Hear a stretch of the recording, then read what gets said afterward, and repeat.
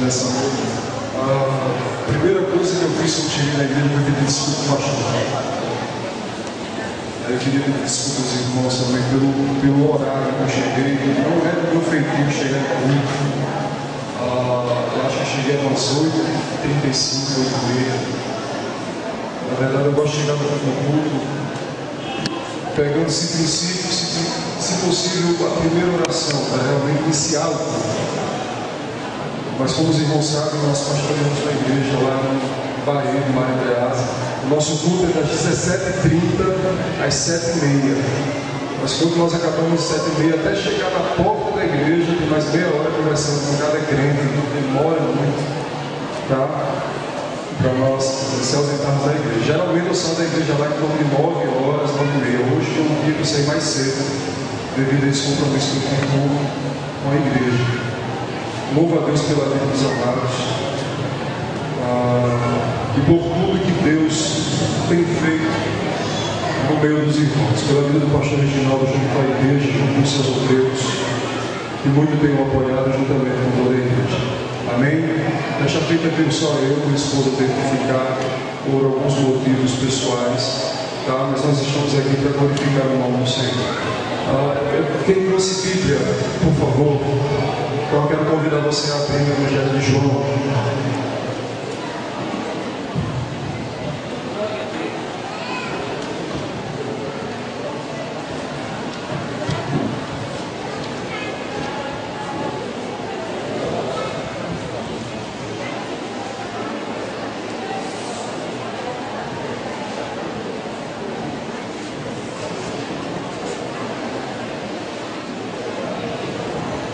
Evangelho de João, capítulo 15.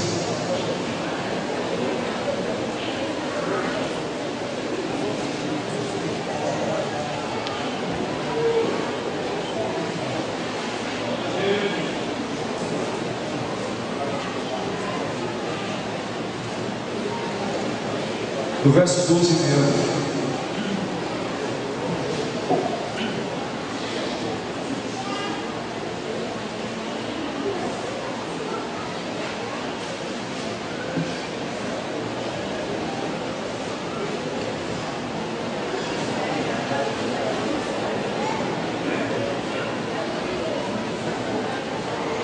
Amém.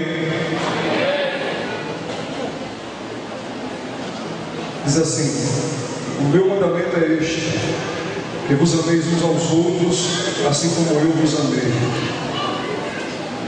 Ninguém tem maior amor do que este, de dar a alguém a sua vida pelos seus amigos. Vós sereis meus amigos se fizerdes o que eu vos mando. Já vos não chamarei servos, porque o servo não sabe o que faz o seu senhor. Mas tenho-vos chamado amigos, porque tudo quanto ouvi de meu Pai vos tenho feito conhecer. Não me escolhestes vós a mim, mas eu vos escolhi a vós, e vos nomeei para que vades e deis fruto, e o vosso fruto permaneça, a fim de tudo quanto em meu nome pedirdes ao Pai, Ele vos conceda. Isto vos mando, que vos amei uns aos outros. Glorifica o teu nome, Senhor, e edifica a tua igreja através da ministração da tua palavra. É o que nós pedimos em nome de Jesus. Amém. Pois bem, como é que eu posso definir e saber se uma pessoa me ama de verdade? Como saber se a palavra que vem de uma pessoa para mim dizendo eu te amo é verdadeira ou falsa? Como é que eu posso comprovar que o amor que uma pessoa diz ter por mim é um amor verdadeiro ou é um amor falso? Capítulo 13, capítulo 14, capítulo 15, capítulo 16 do Evangelho de João trata acerca das últimas instruções que Jesus dá para os seus discípulos. Jesus começa a instruir seus discípulos acerca do que eles deveriam passar, do que eles deveriam sofrer e padecer pelo seu nome. No capítulo 14, Jesus promete o seu retorno, dizendo que existem muitas moradas e se não existisse ele faria, óbvio, falando simbolicamente. No capítulo 15, no início, Jesus fala sobre a videira e o ramo, dizendo que os discípulos deveriam estar ligados a ele, pois se não estivessem ligados a ele, nada poderiam fazer. E no versículo de número 12 do capítulo 15, Jesus diz: o meu mandamento é este, que vos ameis uns aos outros, assim como eu vos amei. Por favor, se Jesus tivesse dito apenas o verso 12, ficaria meio vago na nossa mente, a gente não entenderia muito bem. Se Jesus tivesse dito apenas: o meu mandamento é este, que vós ameis uns aos outros, assim como eu vos amei, ficaria meio vago, você talvez não compreenderia. Mas a beleza da Bíblia é o contexto. No verso de número 13, Jesus explica o versículo 12. No versículo 12, ele diz: vocês devem amar uns aos outros, porque eu vos amei primeiro. No verso 13, ele diz a forma como ele nos amou. Quando ele declara: ninguém tem maior amor do que este, de alguém entregar a sua vida em favor dos seus amigos. A maior expressão de amor de Cristo foi a morte na cruz. Você sabia disso? No Natal, as pessoas falam muito de Jesus, nascimento de Jesus, e Jesus nasceu, apesar de que essa data é totalmente enganosa, Jesus não nasceu em 25 de dezembro, mas não vamos entrar nesse mérito. Mas no Natal se fala muito do nascimento de Cristo. Só que Jesus, na Bíblia, ele é muito mais lembrado pela sua morte do que pelo seu nascimento. Tudo que Jesus comprou para nós foi através da sua morte. Agora, meus irmãos, sendo bem objetivo, eu queria, nesse rápido estudo da palavra, analisar com vocês duas perguntas. Eu queria que criassem dentro de cada um dos nossos corações a seguinte interrogação para nós tentarmos responder nessa noite. A primeira pergunta é: quem foi o causador da morte de Jesus? A primeira pergunta é: quem matou Jesus? E a segunda pergunta é: por que Jesus morreu? Se você nunca fez essa pergunta, eu vou falar algumas coisas que talvez tenham interrogações na sua mente e no seu coração. Você já parou para pensar: Deus é soberano, sim ou não? Deus é soberano, sim ou não? Deus pode todas as coisas, sim ou não? Deus pode fazer o impossível se tornar possível, sim ou não? E por que Jesus teve que ir para a cruz? Peraí, se Deus é soberano, para que Jesus teve que morrer na cruz? Se você não entender a morte de Jesus, você vai achar um ponto muito vago no sacrifício da cruz. Se você não entender a morte de Jesus, você vai achar uma coisa muito supérflua, muito desnecessária. Você poderia dizer na sua mente: mas pastor, Deus é poderoso, Ele poderia perdoar os nossos pecados sem Jesus ir para a cruz. Mas pastor, Deus é poderoso, Ele poderia criar o ser humano perfeito. Mas pastor, Deus é poderoso, Ele poderia fazer de outro meio. Se Deus poderia fazer tantas coisas, por que Jesus teve que ir para a cruz do Calvário? A primeira pergunta que nós fizemos é: quem matou Jesus? A segunda é: por que Jesus morreu? A primeira pergunta é: quem matou Jesus? Se nós olharmos no contexto bíblico, a gente vai dizer os judeus, sacerdotes, Caifás, Anás, Pilatos, Herodes. Se nós olharmos no contexto mundial, nós vamos dizer Rosenberg Batista, Reginaldo Neto, Pedro, Antônio, Maria, Joaquim. Se nós olharmos no contexto cultural, nós vamos dizer todo ser humano matou Jesus. Só que se nós olharmos no contexto eterno, nós vamos dizer: Jesus foi para a cruz porque Ele quis ir. Jesus, ele não morreu como mártir. Como algumas pessoas dizem: não, Jesus foi o maior mártir. Não conversa. Jesus não foi mártir, porque o mártir, ele é morto por incitação. Ele não pede para morrer, ele não vai porque quer. Quando mataram Policarpo na fogueira, Policarpo não queria ir para a fogueira. Jesus, ele queria ir para a cruz. Jesus ele disse no Evangelho de João, capítulo 10: eu sou o bom pastor, e o bom pastor dá a vida pelas suas ovelhas. É interessante, e em nenhum momento Jesus disse: eu estou indo obrigado. Alguém está me forçando aí, alguém está me obrigando aí, muito pelo contrário. Quando Jesus está perante Pilatos, e Pilatos olha para Jesus e diz: olha, tu não te defendes? Mediante as acusações que eles fazem contra você, você não sabe que eu tenho autoridade para te libertar, para te absolver, para te condenar? Jesus olha para Pilatos e diz: nenhuma autoridade você tem sobre mim. Nenhuma autoridade você tem sobre mim. Se eu quisesse, eu rogaria ao Pai, ele enviaria 12 legiões de anjos para guerrear a meu favor. O mesmo Jesus que disse isso, igreja, ele disse: o bom pastor dá a vida pelas suas ovelhas. Ele dá a vida de bom grado, ninguém a tira dele.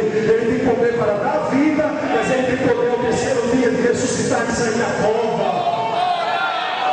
Por favor, eu queria que você entendesse. Eu queria que você entendesse bastante o que nós estamos falando. Por que Jesus morreu? Em primeiro lugar, Jesus morreu por nossa causa. Eu não faço muito isso nas igrejas, mas eu queria que você olhasse para o seu irmão com muito carinho e dissesse para ele: a culpa da morte de Jesus é sua.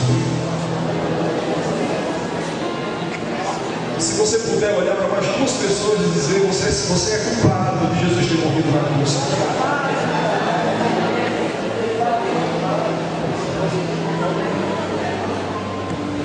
Sabe de quem é a culpa de Jesus ter morrido? É minha. A culpa de Jesus ter morrido é minha. Não é exatamente isso que nós fazemos. Não é exatamente isso que nós dizemos nos cultos evangelísticos. Jesus, ele se entregou por nós. Não é isso que nós lemos no culto de Santa Ceia? O que Jesus fez no pão? Todo mundo aqui que está vindo para a escola bíblica, o que Jesus ele fez com o pão?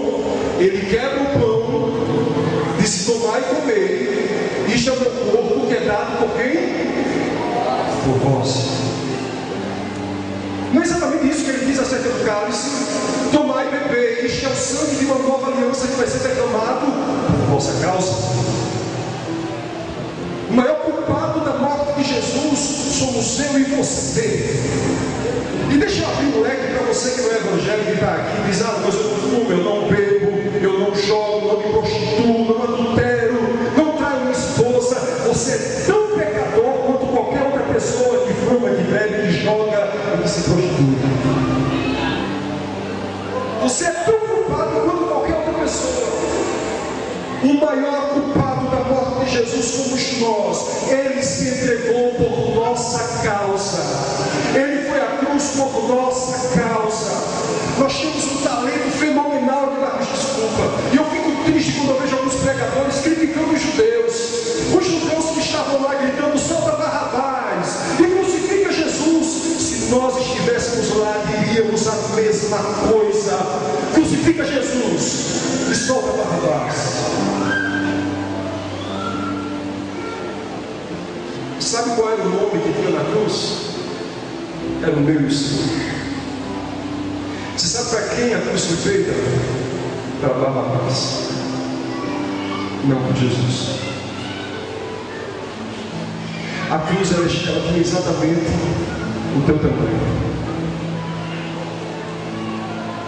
A cruz ela tinha exatamente as suas dimensões.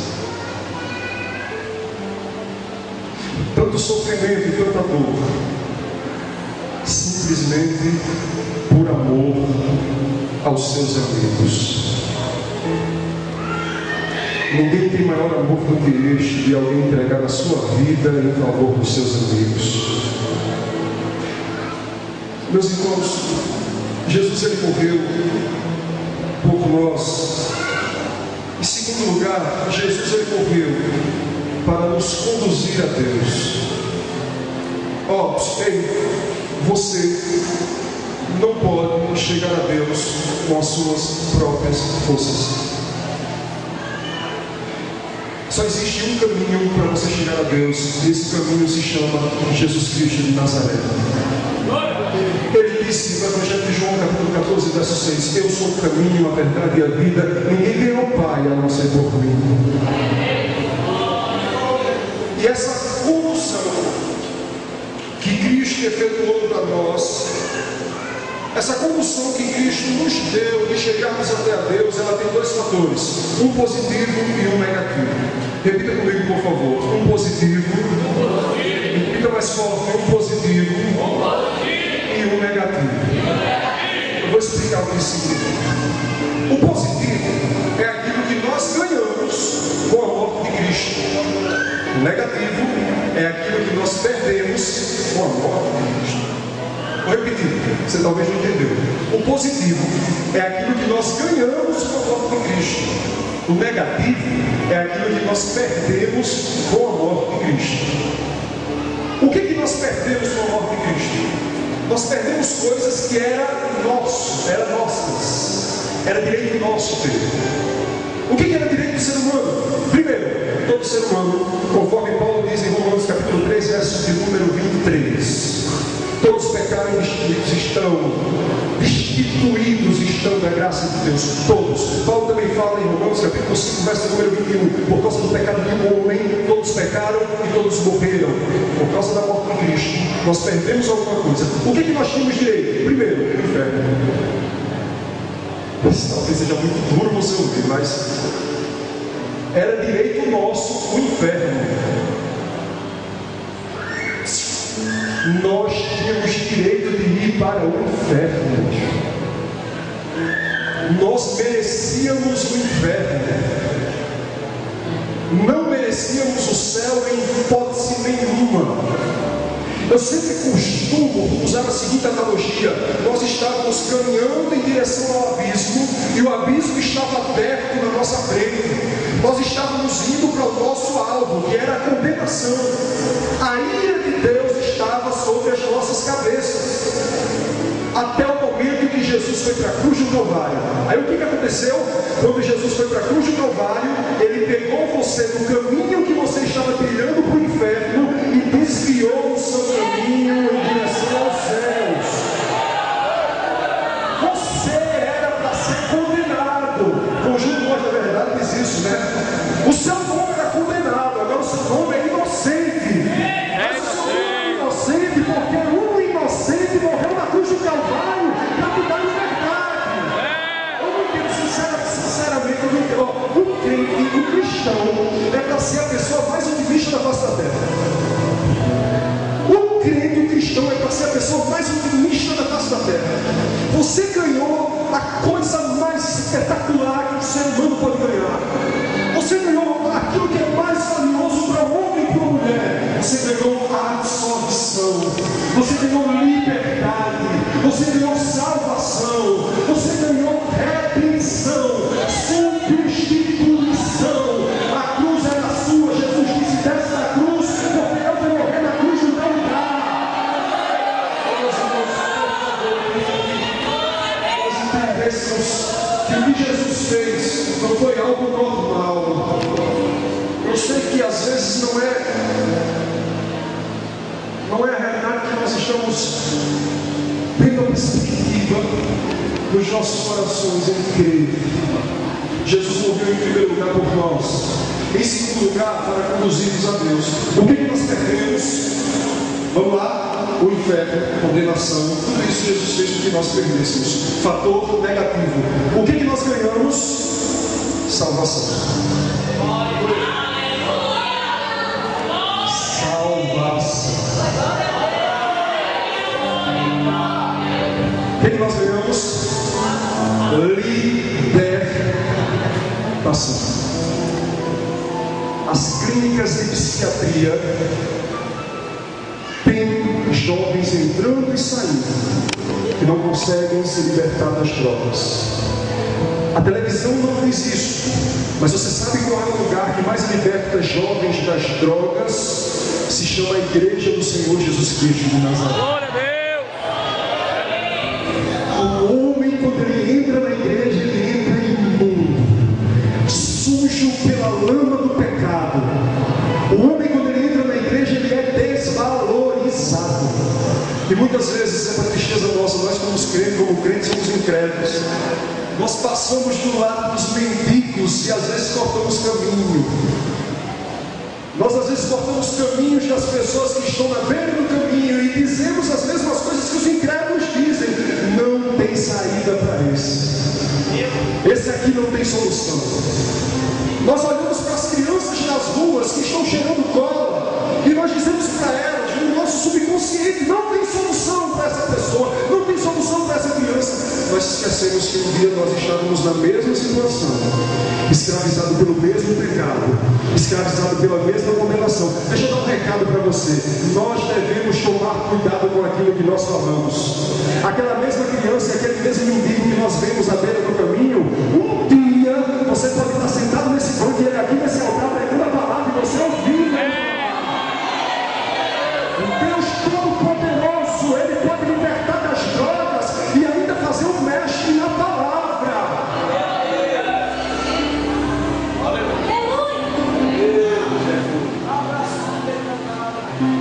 Nós ganhamos redenção. Sacrifício vicário significa sacrifício substituto. Significa que alguém chegou no meu lugar e me tirou, colocou o rosto em segurança e foi para o seu lugar.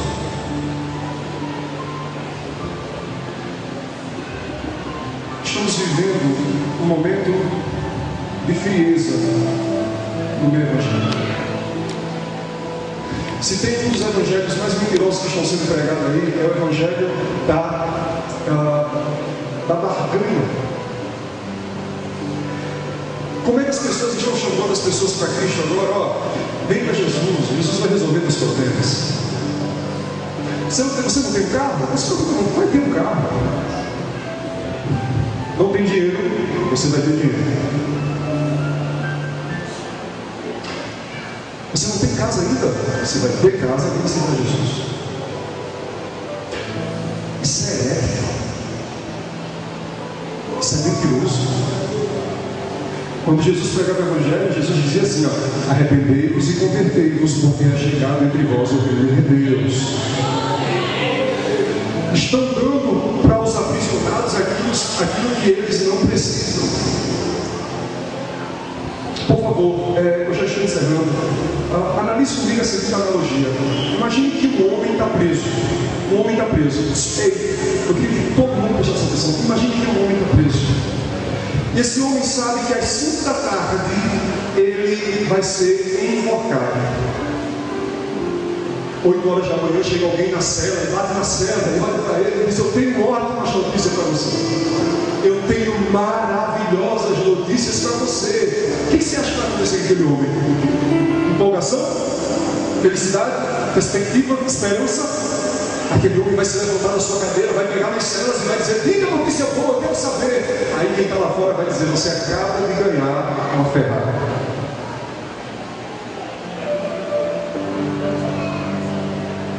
Eu vou ser defunto como Ferrari. Você acaba de ganhar uma mansão. Eu vou ser defunto como uma mansão. Mas é exatamente isso que está sendo pregado. Você liga a televisão, é isso que os pregadores, teleevangelistas estão pregando. Você não precisa se arrepender, você não precisa deixar seu pecado, você precisa vir para Jesus. E vir para Jesus, você resolve seus problemas financeiros. Você sabe qual seria uma notícia boa para aquele homem que seria enforcado? É se alguém chegasse para ele e dissesse, eu tenho uma notícia boa para você. E ele viesse para a grade, diga a notícia boa. E a pessoa que estivesse do lado de fora dissesse, alguém morreu no meu lugar. E você agora pode sair da cela. Você agora tem liberdade.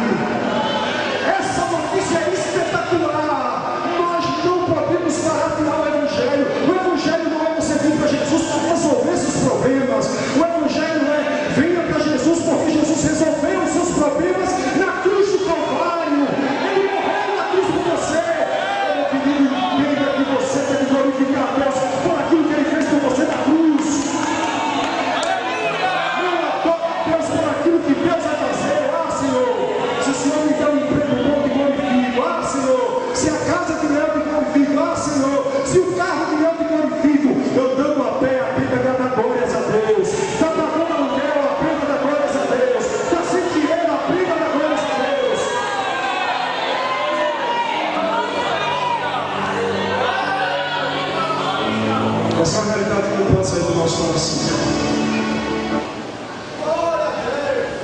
realidade que não pode sair do nosso coração. Em outro lugar, Cristo sofreu a nossa morte. O que diz Romanos 6,23?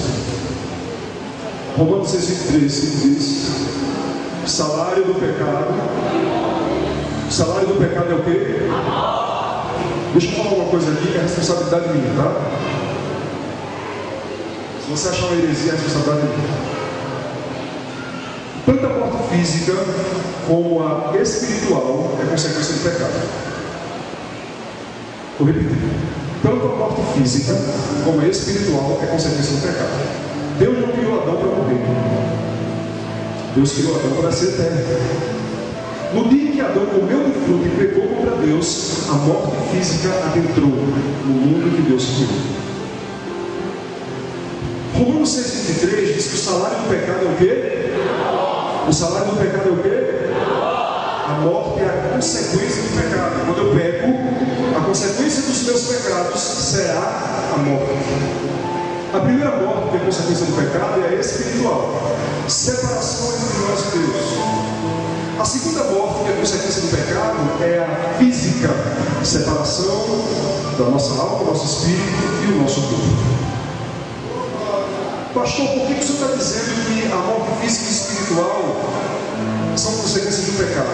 Se a morte física não fosse consequência do pecado, ela seria originária da criação, então ela não poderia ser obstruída. Mas você percebeu que dentro do planeta Terra existe uma raça que não irá ver a morte? Quem está entendendo? Você já percebeu que existe no planeta Terra algumas pessoas que não verão a morte? Sim ou não? Sim. Tem pessoas que não vão ver a morte ou não?